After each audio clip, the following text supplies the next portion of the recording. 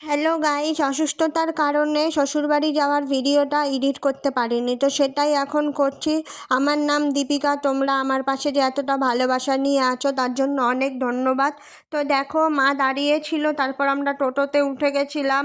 এবারে স্টেশনে এসে ট্রেনে উঠে গেছি, দিয়ে আমি বসতে পেরেছিলাম কিন্তু বরমশাই বসতে পাইনি। তারপরে ট্রেন থেকে নেমে আবার শিয়ালদায় আমরা একটু খাওয়ার জন্য এলাম। একটু যা হোক জলখাবার তো খেতে হবে। তারপরে দূরপাল্লার ট্রেনে উঠে গেছি, মানে আমরা শিয়ালদা থেকে দুর্গাপুর হয়ে আর কি যাই এখন শ্বশুরবাড়িতে। তো এই দেখো, আপার লোয়ার সিট বুক করা হয়েছিল, আমরা সিট বুক করেই যাই। এখানে বরমশাই বসে আছে আর আমিও এপাশে বসে আছি। বাইরেটা দেখো, অনেক দিন পর যাচ্ছি আবার, বেশ আমার মনেতে আনন্দ হয়, কারণ আমি একটু ঘুরতে পেলে খুব ভালো লাগে। আর বছরে একবারই তো শ্বশুরবাড়ি যাওয়া হয়, তো সেই নিয়ে একটু এক্সপেকটেশান আমার থাকেই। ওখানে গিয়ে ওখানের পরিবেশটা আমার খুব ভালো লাগে আর আমার শরীরটাও খুব ভালো লাগে। দেখো, আমরা দুর্গাপুরে নেমে পড়েছি, এই ট্রেনটাই ছিলাম, এই যে দুর্গাপুরে নেমে পড়েছি। এবার ওভারব্রিজ পেরিয়ে আমরা এবারে নামবো নিচের দিকে।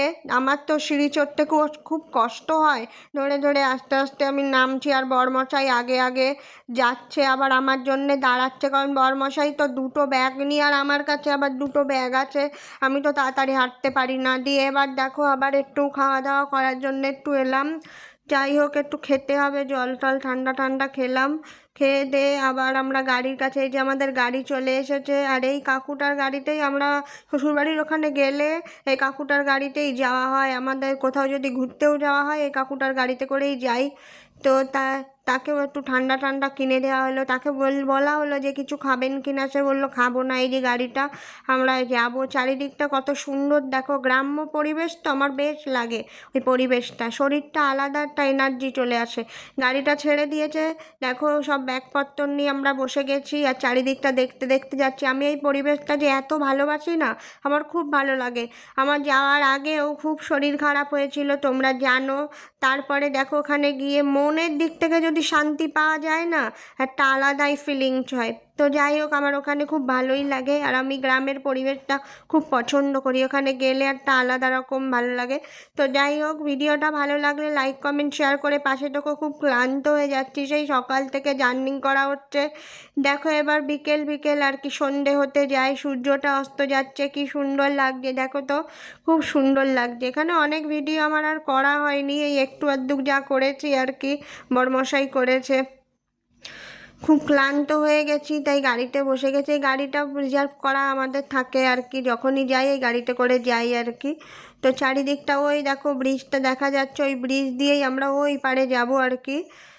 তো এইটাই বললো শর্টকাট রাস্তা, একটু তাড়াতাড়ি পৌঁছতে পারবো। তো ভিডিওটা ভালো লাগলে অবশ্যই লাইক কমেন্ট শেয়ার করো। বছরে একবার শ্বশুরবাড়ি যাই, ভিডিও না করলে হয় বলো তো?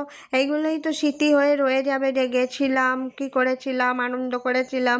যাওয়াটা আমার কাছে খুব আনন্দের, আসার সময়টা আমার খুব মন খারাপ হয়, কিন্তু কিছু করার নেই, যেতেও হবে, আসতেও হবে, কাজের সূত্রে বাইরে থাকা। তো যাই হোক, দেখো আমরা পৌঁছে এই ব্রিজটা পেরোলে তারপরে আর ভিডিও করা হবে না। তো এবার বাড়ি চলে যাব।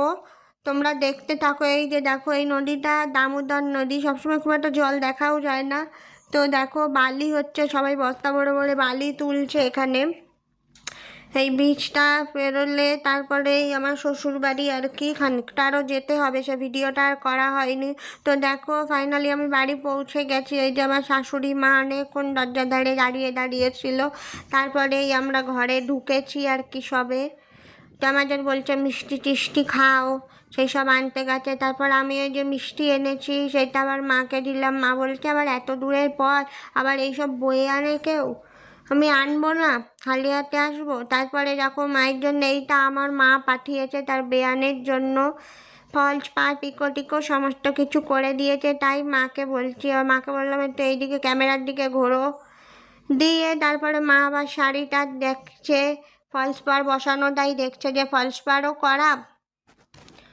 দিয়ে তারপরে মাকে বলছি ভালো হয়েছে, মা আবার বলছে যতবার আসবে ততবার কি এত শাড়ি নিয়ে আসবে, তাই ইচ্ছে করে না, বছরে সারা বছর থাকতে পারি না, এই যে মুখের হাসিটা একটা উপহার পেলে যতই বলুক এনেছো কেন তবু তো একটা আনন্দ হয় যে না ছেলে মেয়ে হাতে করে কিছু এনেছে, এই হাসিটুকু দেখার জন্যই। তারপরে যে কারণে ওখানে যাওয়া সেটা হচ্ছে আমাদের দুঃসম্পর্কের এক রিলেটিভের বাড়ি আর কি, একটা জেঠু মারা গেছে, তো সেখানেই আর কি আবার সেই পথেই আর কি দেখা করতে গেলাম তক্ষুনি।